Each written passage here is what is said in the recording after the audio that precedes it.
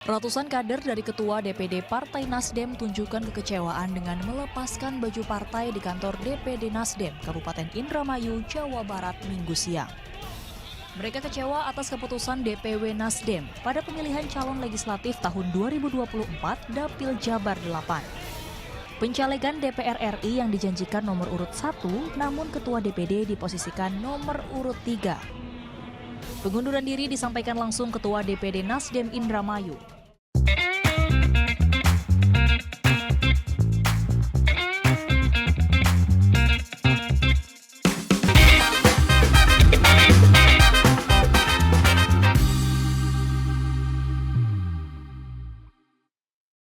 Kalau bisa saya bilang, partai yang paling bingung sekarang ini adalah Partai Nasdem. Partai yang dikomandani Surya Paloh ini benar-benar sedang di ujung tanduk sejak mereka mendeklarasikan diri sebagai partai pengusung Anies Baswedan untuk calon presiden mereka. Sebagai catatan, Nasdem hanya punya kursi sebanyak 10,26% saja di DPR RI. Jadi mereka belum layak untuk mencalonkan calon presiden sendirian di Pilpres 2024. Karena itulah Nasdem mengajak Demokrat dan PKS bersama-sama dan mengikatkan diri dalam koalisi perubahan supaya bisa memenuhi syarat untuk mencalonkan Anies Baswedan. Awalnya Nasdem itu begitu jumawa, merasa bahwa mereka bisa menjadi kingmaker dalam percaturan politik di Indonesia. Dan menjadi kingmaker adalah cita-cita Surya Paloh, pendiri sekaligus Ketua Umum Nasdem, karena selama ini mereka selalu hanya menjadi pendukung saja tanpa bisa menjadi pemain utama yang selama 2 periode ini papan caturnya dimainkan oleh hanya 2 partai besar, yaitu PDI Perjuangan dan Gerindra. Karena itu sejak awal Nasdem mencoba bermain di sudut sempit, mencuri sela-sela di tikungan untuk bisa menjadi pemain besar. Dan kabarnya salah satu cara yang dilakukan Nasdem pada waktu itu adalah dengan merayu Ganjar Pranowo sebagai calon presiden mereka. Pada awalnya memang itu sebagai sebuah kesempatan besar. Karena di internal PDI Perjuangan sendiri tampaknya memang ingin mencalonkan Puan Maharani sebagai calon presiden mereka. Dan Nasdem mencoba mengontak Ganjar Pranowo supaya pindah partai dan menjadi calon presiden dari partai mereka. Tapi sialnya Ganjar itu terlalu setia bersama PDI Perjuangan dan menolak tawaran menggiurkan dari Partai Nasdem. Karena kesal, Nasdem kemudian banting setir dengan mencalonkan Anies Baswedan. Dan Anies menyambut baik tawaran dari Partai Nasdem yang membawa Demokrat dan PKS di gerbongnya. Akhirnya dideklarasikanlah Anies Baswedan sebagai calon presiden oleh Partai Nasdem di akhir tahun 2022 lalu. Dan gerakan Nasdem yang mengusung Anies ini juga nggak mulus karena ditolak oleh banyak elit partai.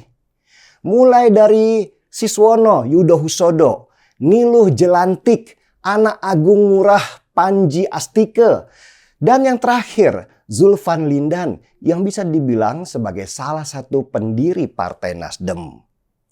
Mereka menolak Nasdem mengusung Anies Baswedan karena Anies kental sekali dengan cap politik identitas yang dulu digunakannya waktu Pilgub DKI tahun 2017. Tapi Surya Paloh tetap keras kepala demi tujuan besarnya. Dan akhirnya ramai-ramailah elit Nasdem mundur menjadikan Nasdem kehilangan panglima-panglima terkuatnya.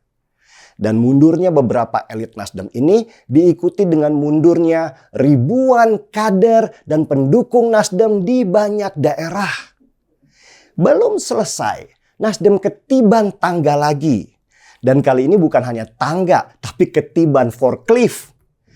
Elit Partai Nasdem yang terkuat, Johnny G. Plate yang menjadi Menkominfo, kena kasus korupsi BTS di Kominfo sebesar 8 triliun rupiah. Tertangkapnya Johnny G. Plate oleh kejaksaan ini seperti bom atom buat Nasdem. Karena selain mempengaruhi Nasdem dalam sisi finansial, itu juga merusak nama Nasdem dengan hebatnya. Nasdem setengah mati menyelamatkan diri dari banyaknya serangan negatif ke partainya. Tetapi api sudah terlanjur membesar. Dan kasus ini selain meruntuhkan nama Nasdem juga mempengaruhi suara untuk Anies Baswedan yang terus-menerus merosot sampai hanya belasan persen saja di bawah Ganjar Pranowo dan Prabowo Subianto. Karena nama Anies Baswedan yang terus merosot inilah, koalisi perubahan yang dimotori oleh Nasdem pun goyang. PKS dan Demokrat sama-sama sudah siap dengan sekoci untuk meninggalkan kapal induk yang sudah penuh api dan asap dan hampir tenggelam. PKS dimasuki oleh Sandiaga Uno dan akan dibawa sebagai bargaining ke Prabowo dengan harapan Sandiaga Uno menjadi calon wakil presidennya Prabowo. Demokrat terus-menerus memaksakan AHY jadi calon wakil presidennya Anies. Kalau enggak, mereka akan nyebrang ke Ganjar dan cukuplah untuk mendapatkan kursi menteri saja. Belum selesai benjol-benjol di kepala, Nasdem kena angin ribut lagi. Ramai-ramai puluhan ribu pengurus Nasdem di Indramayu mundur karena isu mereka harus bayar 3,5 miliar rupiah hanya untuk mendapatkan kursi utama calon legislatif. Dan aksi buka baju Partai Nasdem untuk pindah ke Perindo itu viral di mana-mana, merusakkan nama Nasdem yang sudah bolong-bolong besar akibat banyaknya kasus yang menimpa. Nasdem sudah mau tenggelam, kawan. Koalisi perubahan terancam tinggal nama saja karena masing-masing kaptennya mengancam untuk pindah kapal. Dan pada titik ini, Surya Paloh pasti bingung luar biasa. Dia mau kemana? Ke Ganjar atau ke Prabowo? Surya Paloh harus cepat memutuskan karena kalau tidak berlabuh di dua kapal penyelamat itu, maka Nasdem benar-benar akan tenggelam. Dan kalau Nasdem juga salah berpihak, bisa jadi tahun 2024 nanti nama Nasdem akan tersingkir dari Senayan digantikan oleh Perindo yang dinahkodai Haritanu yang pernah berkawan sama Surya Paloh dan sekarang mereka menjadi saingan. Mungkin kelak Nasdem akan sadar bahwa mengusung nama Anies Baswedan itu adalah sebuah kesalahan besar. Anies sudah seperti kutukan bahwa siapapun yang dia pegang akan hancur berantakan. Mungkin ini sebuah karma karena dulu Anies itu sangat mendukung politik identitas yang hampir saja membelah negeri ini menjadi dua bagian. So Nasdem, hati-hati. Angin semakin kencang, kapal semakin tidak kuat bertahan. Cepat ambil strategi baru atau kelak hanya akan dikenang sebagai kapal yang sudah karam. Saya seruput kopi dulu sambil gelar tikar yang lebar karena asik nonton kekacauan di kapal yang sedang terbakar akibat tidak tanggap apa yang sekarang diingini oleh sebagian besar masyarakat yang sudah lelah dengan politik identitas yang tertancap di dahi Anies Baswedan.